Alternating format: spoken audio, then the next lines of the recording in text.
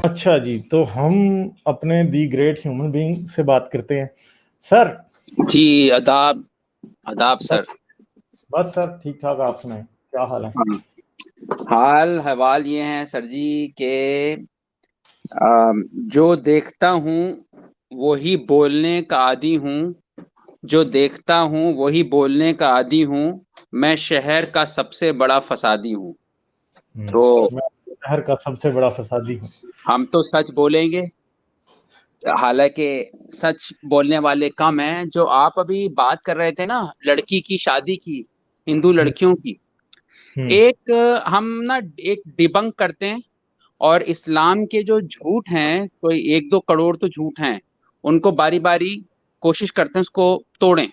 मिसाल के तौर तो पर पहले बचपन से 2 मिनट आप होल्ड करें, क्योंकि मैं हर बारी भूल जाता हूँ। मुझे आपका हाँ चैनल बताना है लोगों को एक दफा, ठीक है? जी सर। तो अच्छा जी, तो जी ये है जी ह्यूमन बीइंग भाई का चैनल, ठीक है? ये आप स्क्रीन पे देख सकते हैं, अब आ रहा है, ठीक है? इन्होंने काफ़ी अच्छी अच्छी वीडियोस बनाई हुई हैं, बहुत सारी वीडियोस हैं इनकी, तो ज़रूर जाके देखें चैनल इनका। बेयकीन से इन्होंने रिसेंटली बात की है, अब हम कोई कंबाइंड स्ट्रीम करेंगे ऑर्गेनाइज, तो उसमें डेफिनेटली हम बेयकीन को भी बुलाएंगे। ये चैनल का लिंक है जी, इसको आप ज़रूर सब्सक्राइब कर लें, ताकि इनका चैनल जो है वो फिर आगे चले, और बड़ी अच्छी वीडियोस बना रहे हैं ये, ठीक है? तो ये बहुत ज़रूरी है।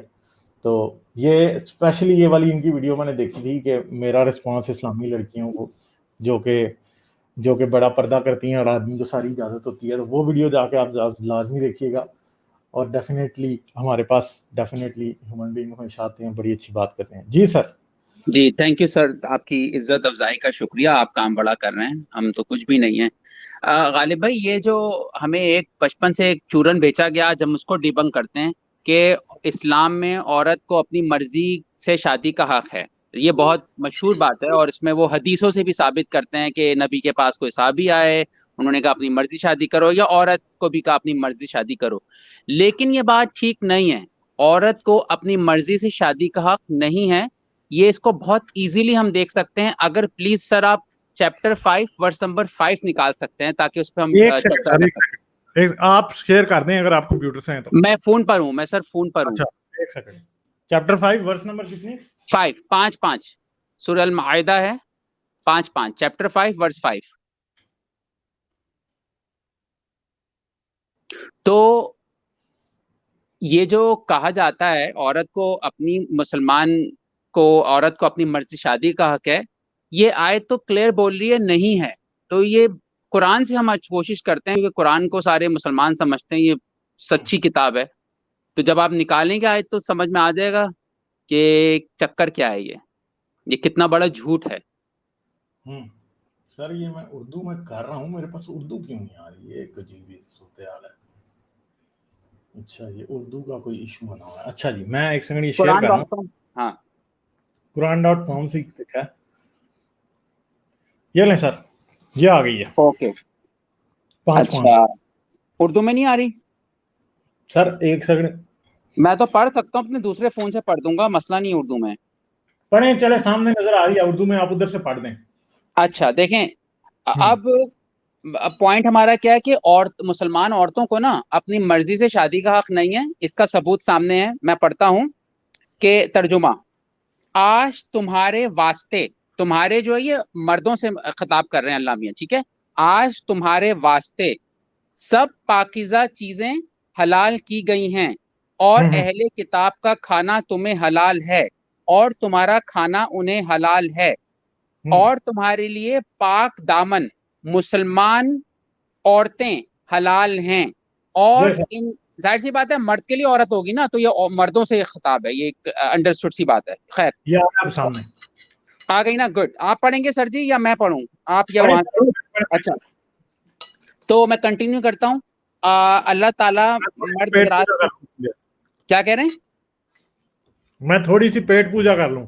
ओ दैट्स फाइन।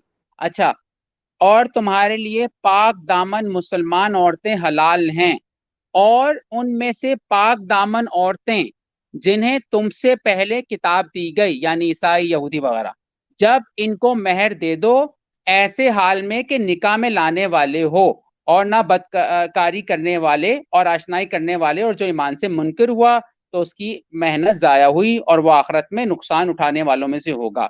ये आयत में कहा जा रहा है कि जो मुसलमान मर्द हैं वो अहले किताब से शादी कर सकते हैं, औरतें शादी यहूदी मुसलमान औरतें नहीं कर सकती। तो कहाँ गई चॉइस शादी की? इसका मतलब चॉइस लिमिटेड है। इसको हम कह सकते हैं कि half justice is not done.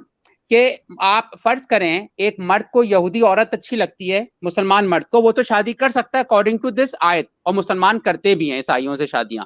लेकिन अगर औरतों को एक ईसाई मर्द अच्छा लगे, शरीफ लगे, प्यारा लगे और हैंडसम लगे, उसके पास चॉइस नहीं है, उसको अपने ही मुसलमान मर्दों से शादी करनी है। तो ये जो डिबंक किया ना हमने इस आयत के जरिए कि मुसलमान औरतें बड़ी खुश होती हैं, ओ हमें चॉइस है शादी की, नहीं, आपकी चॉइस लिमिटेड हो गई है। तो एक तो ये मैंने आपसे डिस्कस करना था, अगर आप इसमें कुछ ऐड करना चाहें सर। सर देखें ना, यही तो मसला है। अब मैं खुद ऐसी एक दो खवातीन को जानता हूं जो जिनकी क्रिश्चियन होते शादी मुस्लिम के साथ हुई हुई है। इवन के मैं एक ऐसी भी खातून को जानता हूं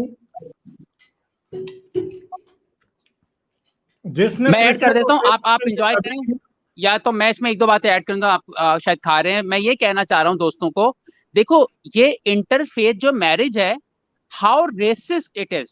कि जैसे मैं बोलूं कि यार इस इलाके में मैं शादी करवा सकता हूं अपनी बेटी की, मगर मैं दूसरे एरिया में नहीं जा सकता, या मैं दूसरी जात में नहीं जा सकता। ये अल्लाह ताला का खुलकर रेसिज्म सामने नजर आ रहा है। मान लिया बात अल्लाह की किताब है, मान लिया उसने कायनात बनाई, वो ये क्यों नहीं कहता कि अगर मुसलमान औरतों को अहले किताब पसंद आए मर्द, उससे शादी कर लो। और मर्द को, आखिर ये साफ लग रहा है कि औरतों को यहाँ पे डिस्क्रेडिट किया गया, उनका हक, और यहूदी या ईसाई से शादी नहीं कर सकती हैं, मर्द कर सकते हैं। अगेन इस्लाम में जो कहते हैं ना औरतों को हकूक दिया गया, इसका क्या कॉन्टेक्स्ट देंगे औरतें, मुसलमान औरतें जो खुश होती हैं हमें हक दिया गया। यानी कि आप ये देखें कि सारे जो फेवर करता है ना इस्लाम, वो मर्दों को करता है, और वो बहुत सारी आयतें जो हमने पहले भी डिस्कस की हैं। ये बात है गालिब भाई। सर वो मैं बात कर रहा था कि मैं एक ऐसी खातून के सामने गुजरा हूं, उसने मुस्लिम से शादी की और वो बुर्का भी करती थी, बाकायदा क्रिश्चियन। तो ये नहीं है कि कोई क्रिश्चियन खातून इनसे शादी कर लेती है तो वो आजाद रहती है, नहीं, उस पर पाबंदी लग जाती है।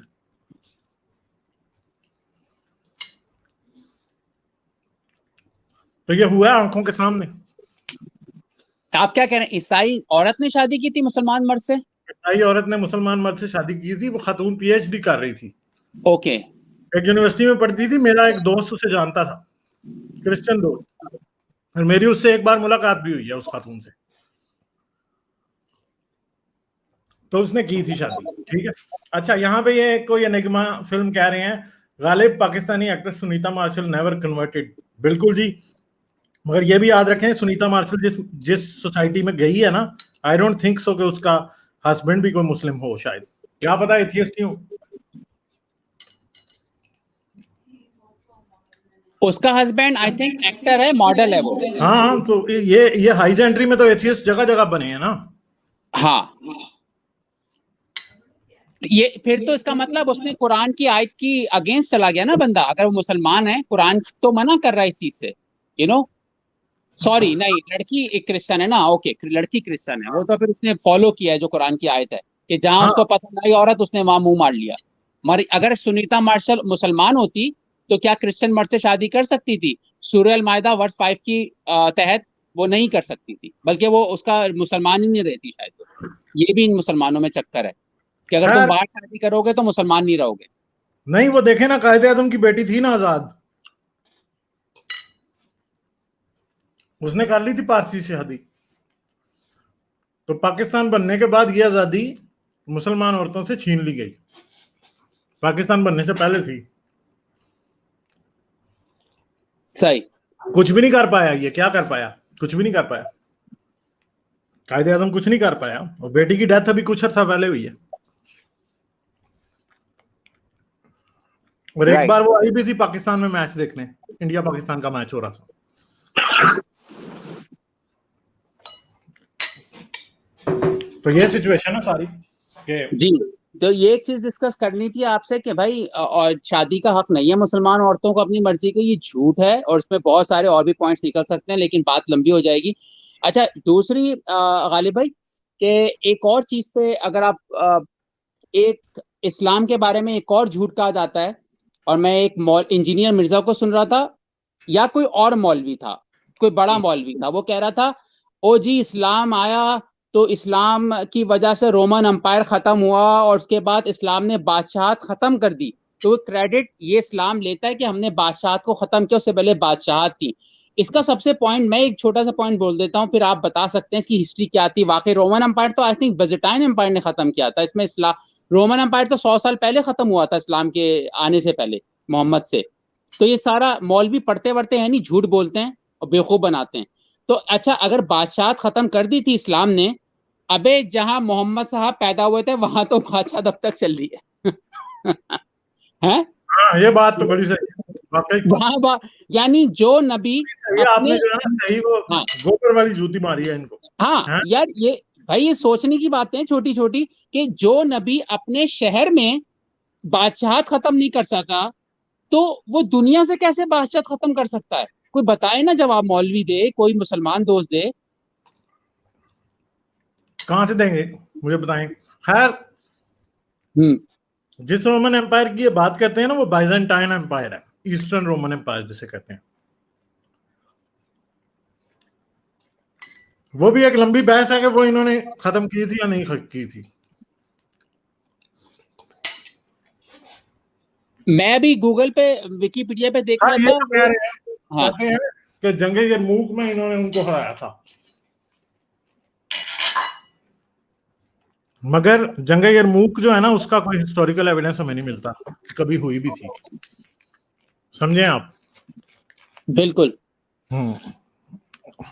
चले सर, मेरी पेट पूजा हो गई है मैं हाँ बिल्कुल। अच्छा, ये वो पिछली वाली बात का, हाँ गालिब भाई चलना, आपने खा लिया ना? तो आपकी भाभी ने मुंह के सामने लाके पास्ता रख दिया जिसने बनाया, तो मैंने कहा चलो अब मैं खा ही लूं। मुझे पता है आपको पास्ता पसंद है, आप अक्सर खाते हैं।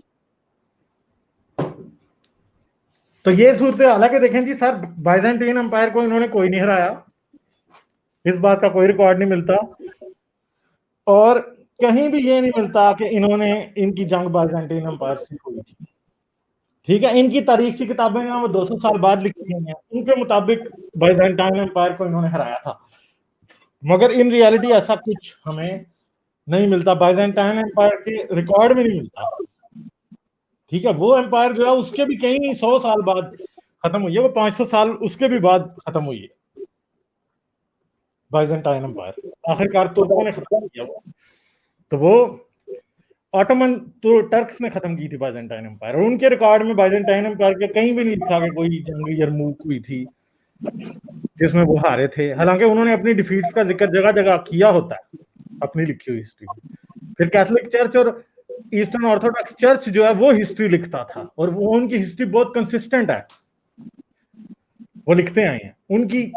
उनकी हिस्ट्री में भी तभी जंगे यरमूक और जंगे कादसिया का जिक्र मिलना उनकी किताबों में शुरू होता है, जब मुसलमान इनको अपनी हिस्ट्री में लिख चुके थे, और उसके भी 50 साल बाद, यानी जो हिस्ट्री इन्होंने लिखी थी वो भी उससे इफेक्ट होने लग गए झूठी हिस्ट्री से, तो तब जिक्र मिलता है, उससे पहले कहीं भी जिक्र नहीं मिलता, जिस वक्त की बात करते हैं उस टाइम कोई जिक्र नहीं मिलता। अच्छा गालिब भाई, एक और चीज बड़ी मजे की है, बड़ा आसान होता है डिबंक करना। देखें, अगर किसी कौम का माजी देखना हो ना, तो आप उसके करंट कौम को देखो तो आप अंदाजा लगा सकते हो पास में कैसे होंगे, राइट?